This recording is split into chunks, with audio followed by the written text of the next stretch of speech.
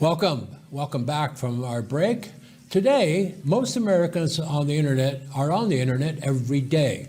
The same Americans have no idea how the internet works. I'm one of those.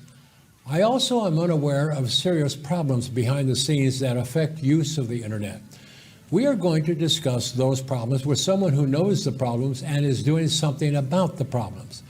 And let us not forget how those problems affect us and those people not as fortunate as most of us. I don't know how many people were shocked months ago when elementary school children in Los Angeles were photographed sitting on sidewalks using Taco Bell's Wi-Fi to do schoolwork on their tablets. Their schools were closed. They didn't have internet connections at home. Nationwide, millions of children don't have tablets or computers or internet access, if they do have tablets and computers. Entire areas and regions don't have internet access to speedy internet. That in the richest country in the world.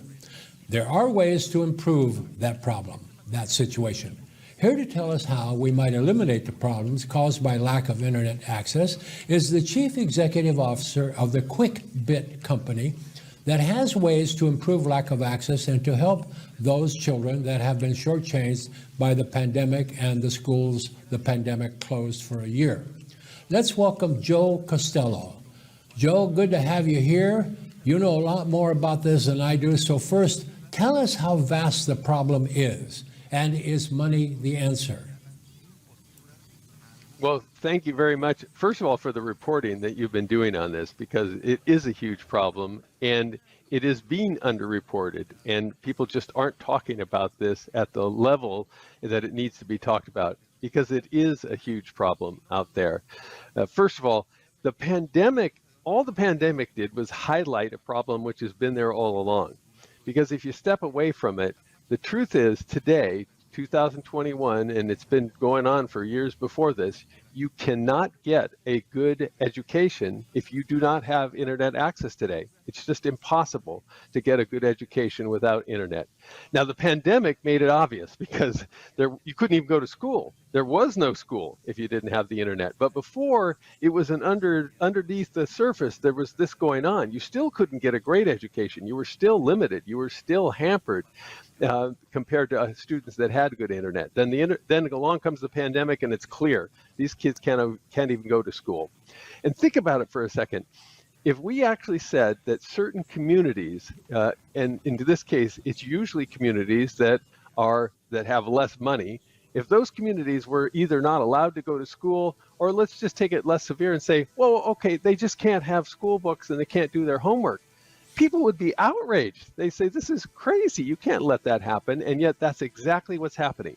You're saying to a huge group of kids, like you have pointed out, it's 250,000 households in LA County alone. It's 1 million kids in the state of California that are being told, sorry, you can't have school books and you can't do your homework. That's insane. And it actually having the effect already on these kids in terms of their future ability to have a productive life and get a full education and be able to be paid the same way other people are. So it's a huge problem. It's been there all along. All the pandemic did was to put focus on it to show how big a problem it is. So it's something fundamental that we've got to do something about, because today everybody has to get in their mind, no internet, I am not going to get a valid, full education. So we have to make sure that all kids get that kind of internet access. Okay, so is the answer money? Well, the answer is partly money, and I have to step back on this a little bit to say, why is the internet problem, why has it gotten so bad recently? Because the internet's been around for a long time, people had some varying levels of internet access, but the requirements to have the kind of internet you have to have today to be productive in society, and it doesn't matter as a student for sure, the thing we're discussing here, but just as a normal citizen, to get health care, to get access to voting and government and your job, all of these things today pretty much require decent internet. And what is decent? That's the question. What's a good internet connection? Well, we used to have technologies that went by the label DSL, was the first internet technology. Then the cable companies came out with a technology, but those are at the end of their life. DSL is already too slow. Cable is also getting too slow, and you need a different kind of internet today. In the old days, you just needed something to download. I needed to get connected. I need to have information streamed down to me, just like kind of television, the version of that. It was like get it streamed down, I see it on my computer. Well, today it's bi-directional. Yeah, I need to get things streamed down, but I also need to get, like we're doing here today, I need video where I can stream up. And I need to be on video, whether it's for an application like we're doing or a Zoom thing for school or interactions, whether it's school or healthcare or for my job, FaceTime for interactivity, security cameras. You need upstream for all kinds of things. Cables has reached a dead end on that. Cable was intended for, or you think about it, it was for television. It was to stream television down to your house. It's not a good technology to go upstream. So you need fast, much faster, because video takes a lot of speed, and you need it to go down and up. And today, the only technology that people say is available for that is fiber. Well, and everybody talks about it. You see it on television. People advertise, the big companies advertise fiber. Problem with fiber is it reaches less than 20% of the homes and businesses in the United States of America. And you can say, well, why? The other things were around, DSL and cable reached more homes. Well, that's because they rode on top of existing infrastructure. DSL went on your phone line, cable went on the cable connection for your television. Fiber's a brand new physical wire that has to be hooked to your house. That takes a lot of time, and it takes a lot of money, and it's very disruptive. Sometimes you have to dig holes in streets and in yards, et cetera. So that's why fiber has reached so few people today. And one of the problems you have is that the fact that fiber is so expensive. This is one of the things, and it takes so long. This is one of the things that's delaying getting great internet to people.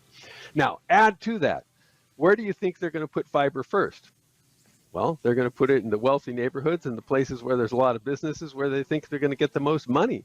And so the people that are on the other side of the digital divide are typically the people that are working in or living in economically disadvantaged neighborhoods. They're going to be the last on the list. Even some of the richer neighborhoods are not getting fiber fast enough. Well, think about it. If you're on the other side of the digital divide, it may be a very long, very, very long time before you get fiber. So the problem is there's a real fundamental problem. That's hard, it's expensive, and it's time consuming.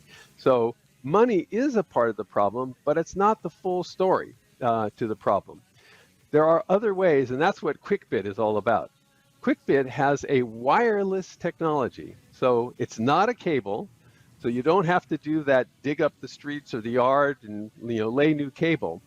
And we go essentially from a fiber connection to your house or to your place of business wirelessly. So it's much simpler, much easier, much more economical in order to make that kind of thing happen. It's a new technology. This technology was developed over the last 15 years, but it's only become commercially viable in the last couple of years.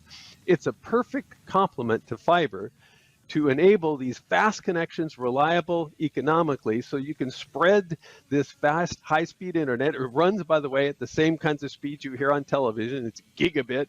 It's the fastest kind of connection, the kind of thing you need. It's bi-directional. It's for down. It's for up. So it does all these things like what we're doing here today. And that technology, it's much cheaper. It's much simpler. It's much more rapid deployment. And the combination of fiber, to think about fiber is like that's the superhighway or the freeway. Well, then I need surface streets to connect me to all the houses and residences and businesses. Well, the Kwikbit kind of fixed wireless technology, this is the technology for that last connection. That's what makes it really a good combination. Fiber for the big trunks and us for the surface streets. You've just explained to me how I get my internet. I didn't realize that was the technology, because the internet that I have here in northern Mexico is a little thing a little antenna about 3 inches tall that sticks up from my roof and picks up my internet signal from about 30 miles away, and it's a premium. It's fast and solid, and I didn't know. There's no wire to my house, is what I'm saying. Exactly. Yeah, I tried that, and it was a little too slow for my for what I wanted to do. So I heard about this other one, and I signed up for it, and I never realized. I watched them install the little gadget up on my roof, and I knew it was wireless. I assumed it was satellite, but from what you just described, that's exactly what I have. They have their That is exactly one of these fixed wireless technologies, and see the flexibility. Imagine they were never going to run a fiber cable to your house. It would have been way too expensive to do that. It might have been 30 years before that's going to happen, if ever. But boom, with wireless, you get the connection. This is true everywhere. I'll give you a couple stories. One of our first installations in Northern California was at a mobile home park in South San Francisco. This mobile home park had a fiber cable sitting in the park for a decade, for 10 years, and not one single person was connected. Why? Because the owner of the fiber cable said it's too expensive. I'm not going to connect all those houses and residences in that mobile home park. No way. I can't afford it. Once we got the fiber access, we had the first person connected in 30 minutes. That's the difference. It's just like your situation with your home. Once you start, fiber is important. That's the backhaul. Somewhere, your wireless connection connects to fiber somewhere. That's great for moving the big amounts of data around for the core of the internet. When you want to connect to the home, like your house, or in the case we just said, those mobile homes in the mobile home park in South San Francisco, the wireless gives you that instant flexibility, very cost effective, simple. And that's what we need to spread this very quickly. So this question about the money is a very interesting one. Today, here's the problem with it. Today, there's huge amounts of money that people are talking about. $76 billion at the federal level, $7 billion at the state level. Huge dollars people are talking about to throw at the problem. But where's it going to go? Unfortunately, the people that direct those dollars are pretty much the lobbyists for the big existing carriers. And they're going to have the money spent on the things they want. And what are they doing? They're doing fiber. So they're trying to lobby to get more fiber. They want to get financed. They want to have subsidized fiber to bring it to different houses. And they're happy to take $2,000 per house from the state or the federal government to make it happen. And the problem is, they're the ones who have the government, the folks in the government.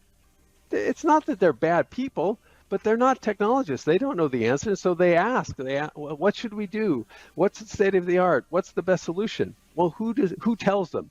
Well, they're told by the lobbyists, that are paid for by these big companies what the right answer is, and the right answer is, of course, what serves their interest. In this case, it's a fiber connection. They're not going to tell them about all these other new technologies for small companies like ours who can't afford lobbyists. It's even worse than that, as you know, because those same big companies also pay for the campaigns of the politicians. So there's a double whammy that causes this trouble. So the actual information about what might solve this problem much more quickly and more economically, it doesn't really get to the people in power that are making these decisions about where this money could go to more cost effectively and more quickly solve things like the digital divide. Okay, listen, we have about a minute and 40 seconds left. How can we solve this problem? We on the consumer end of it. I think what you're doing is exactly it. It's education. We have to show people the way. We've been doing some things like we've been giving away. We've been doing grants. We did it for the Boys Club and Girls Club down in Long Beach. We put a free version of our system into their facility so that the kids at that club would always have a digital safe haven. We started beaming out from that club into the city. Guess what? The city fathers there saw this and went, wow, you can do that? We should do it more broadly. So we're now working with them to broaden it out into the city. It's all a matter of education and awareness. If we can get more people talking about it and to see it, like you in your own personal experience with your home, that the city councilman and that group in Long Beach, where they see it, they see the power of it, then they can start raising their voices and say, this solves the problem today. I'm not going to wait around, for 5-10 years for a fiber solution and waste our money on that. Let's get people connected today why? Because it's a serious problem. Our kids are actually not getting educated, and this is going to hurt an entire generation of kids in these disadvantaged areas. That is a great message to spread. I am very pleased and proud to say that I'm participating in spreading that information. I didn't realize that that's what I had in my home, but now I do. It just goes to show that most of us use the internet, but few of us even know how it works. So, Joe Costello of the Kwikbit company, I appreciate your being here with us, and maybe we'll pursue this a little further down the road. Thank you so much for being there. I'd love to. We look forward to seeing you Yeah, again. I'd love to. We appreciate you shining the light on this problem and giving us a chance to talk about it. You're doing great work for everybody in the country. Okay, thanks a lot, Joe Costello, Kwikbit Corporation or company, and I enjoy spreading the word of problem situations that can be solved.